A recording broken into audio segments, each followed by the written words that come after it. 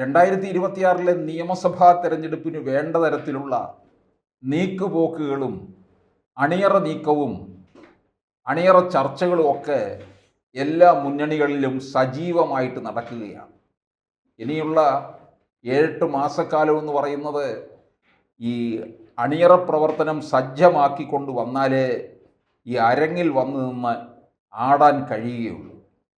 അതുകൊണ്ട് ഈ എല്ലാ തരത്തിലുള്ള തന്ത്രങ്ങളും കുതന്ത്രങ്ങളും ഒക്കെ മെനയുന്ന സമയമാണിത്. നിയമസഭാ തെരഞ്ഞെടുപ്പിന് മുമ്പായിട്ട് തദ്ദേശ തെരഞ്ഞെടുപ്പ് കൂടി വരുന്നുണ്ട്.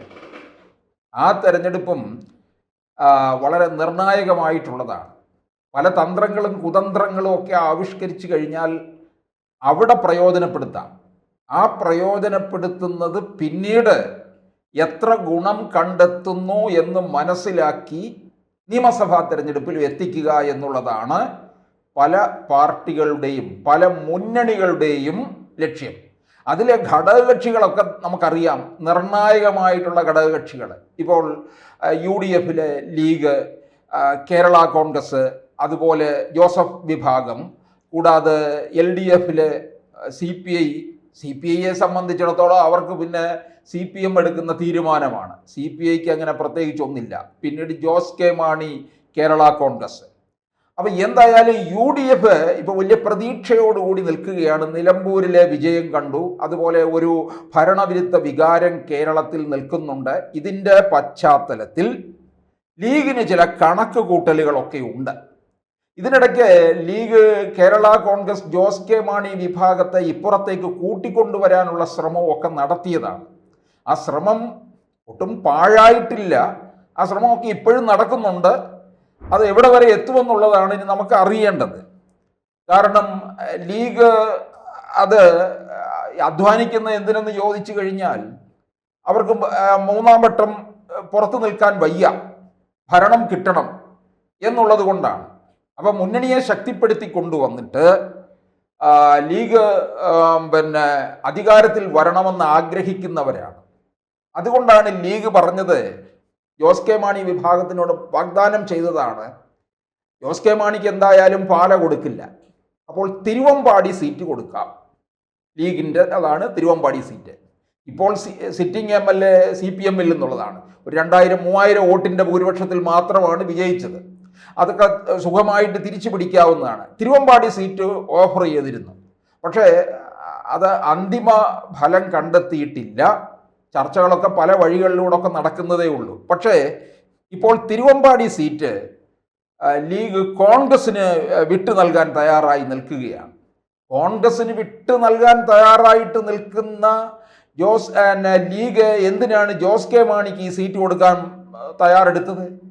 അപ്പോൾ ജോസ് കെ മാണിയെ പാലയിൽ LDF പിണറായി വിജയൻ ഇരുത്തിയതുപോലെ ഇവിടെ UDF-ഉം കൂടെ ഒന്ന് തോൽപ്പിച്ചിരുത്താൻ വേണ്ടിയാണോ?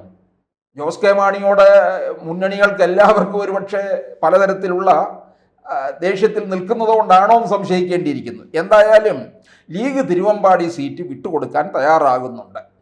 അത് വിട്ടുകൊടുക്കുമ്പോൾ അതിന് പകരമായിട്ട് അവർ ചോദിക്കുന്നത് കോഴിക്കോട് ജില്ലയിലെ നാദാപുരവും കൊയിലാണ്ടിയും ചോദിക്കുന്നുണ്ട്. ഈ നാദാപുരം ലീഗിന് ശക്തി കേന്ദ്രങ്ങളാണ്.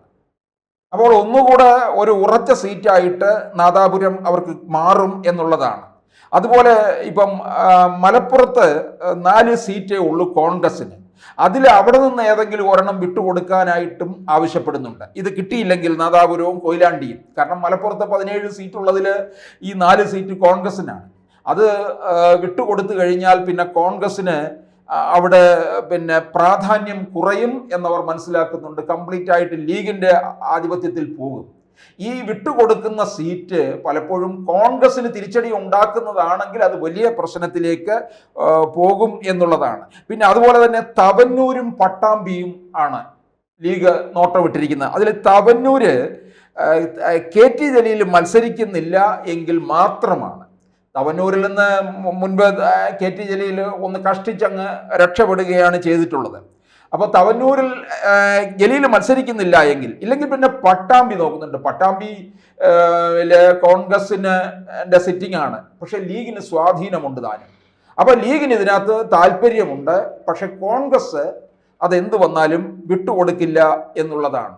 അപ്പൊ ഈ സീറ്റ് പേരിൽ ഉണ്ടാകുന്ന ഒരു ബാർഗെയിനിങ് ആണ് ഇപ്പോൾ ഇവിടെ കണ്ടിരിക്കുന്ന ലീഗിനകത്ത്. അപ്പോൾ അത് എത്രത്തോളം അങ്ങോട്ടേക്ക് ശക്തി ആയിട്ട് വരും എന്നുള്ളതാണ് അറിയേണ്ടത്.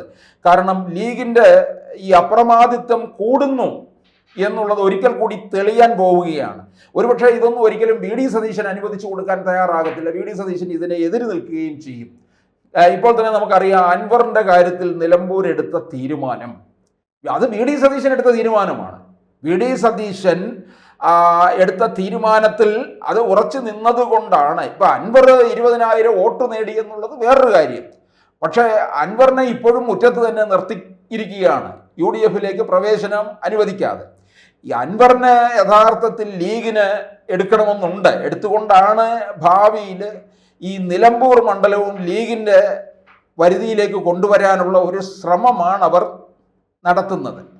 അങ്ങനെ ലീഗിന് ഈ പയ്യെ ഈ കൂടുതൽ ഇടങ്ങളിലേക്ക്, സീറ്റുകളിലേക്ക് കടന്നു കയറുക എന്നുള്ളതാണ് അവർ ലക്ഷ്യം വയ്ക്കുന്നത്. അത് UDF മൊത്തത്തിൽ അത് ദോഷം ചെയ്യും.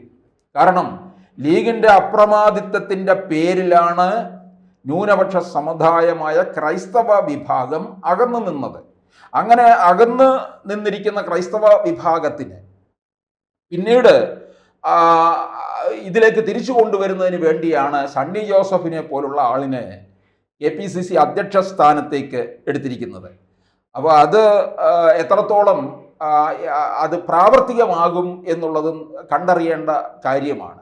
അങ്ങനെ ഈ ക്രൈസ്തവര് ഇപ്പോൾ പൊതുവെ BJP യോടൊരു ചായ്വ് പ്രകടിപ്പിച്ച് നിൽക്കുന്നുണ്ട്.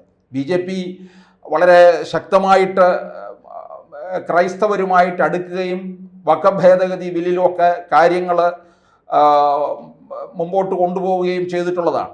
അപ്പോൾ അങ്ങനെ വരുമ്പോൾ അത് ലീഗിൻ്റെ ഈ അപ്രമാദിത്യം UDF കൂടുതൽ ദോഷം ഉണ്ടാക്കി വയ്ക്കും. കാരണം ഇപ്പോൾ UDF ഉണ്ടാക്കിയിരിക്കുന്ന ഒരു വലിയ നേട്ടം, നിലമ്പൂരിൽ നിന്നുണ്ടാക്കിയിരിക്കുന്ന ഒരു ഇഞ്ചിനും കിട്ടിയിരിക്കുന്ന ഒരു പവർ, ഒരു ശക്തി അവർക്ക് മുമ്പോട്ട് കൊണ്ടുപോയെങ്കിൽ മാത്രമേ 26-ലെ തെരഞ്ഞെടുപ്പിൽ ഒരു വലിയ നേട്ടം ഉണ്ടാക്കിയെടുക്കാൻ കഴിയുള്ളൂ. അത് മനസ്സിലാക്കിക്കൊണ്ട് ആയിരിക്കും UDF കോൺഗ്രസ്സുകാർ നീങ്ങുന്നത്. അല്ലെങ്കിൽ ലീഗ് കോൺഗ്രസിനെ കൂടെ വിഴുങ്ങുകയും ചെയ്യുമെന്നുള്ളതാണ്. എന്തായാലും തിരുവമ്പാടി സീറ്റ് വളരെ നിർണായകമാണ്. തിരുവമ്പാടി സീറ്റിൻ്റെ പേരിൽ മുമ്പ് ലീഗ് 5ാം മന്ത്രി സ്ഥാനത്തിന് വേണ്ടിയാണ് കലഹം ഉണ്ടാക്കിയത്. ആ 5ാം മന്ത്രി സ്ഥാനത്തിന് ഉണ്ടാക്കിയ പൊല്ലാപ്പ് നമുക്കറിയാവുന്നതാണ്. NSS SNDP ഒക്കെ വളരെ ശക്തിയായി എതിർത്തിട്ടുള്ളതാണ്. ആ എതിർപ്പുമൊക്കെ മറികടന്നുകൊണ്ടാണ് ഉമ്മൻചാണ്ടി സർക്കാരിൻ്റെ കാലത്തത് 5ാം മന്ത്രി സ്ഥാനം വരെ കൊടുത്തത്. ഉണ്ടാക്കിയ ഭവിഷ്യത്ത് അറിയാവുന്നവർ ഈ ലീഗിൻ്റെ ഈ ബാർഗെയിനിങ്ങിൽ, ഇപ്പോഴേ ഈ സീറ്റ് വിഭജനത്തിൻ്റെ കാര്യം വരുമ്പോൾ ഇത്തരത്തിലൊരു ബാർഗെയിനിങ്ങിലേക്ക് പോയാൽ ഇനി അങ്ങോട്ട് UDF അധികാരം കിട്ടിക്കഴിയുമ്പോഴും എന്തായിരിക്കും സ്ഥിതി എന്നുള്ളതാണ് അറിയേണ്ടത്. അപ്പോൾ ബാർഗെയിനിങ് പവർ കൂടില്ലേ? പ്രത്യേകിച്ച് നിലമ്പൂരിൽ ലീഗ് നല്ല അധ്വാനം നടത്തി. കോൺഗ്രസ്സുകാർ തന്നെ പറഞ്ഞിട്ടുണ്ട് ലീഗിൻ്റെ അധ്വാനത്തിലാണ് വിജയം ഉണ്ടായത് എന്ന് പറയുന്നുണ്ട്. അപ്പോൾ ലീഗിന് തന്നെ ഒരു അപ്രമാദിത്വത്തിലേക്കല്ലേ കാര്യങ്ങൾ മാറുന്നത് എന്ന് സംശയിക്കേണ്ടിയിരിക്കുന്നു.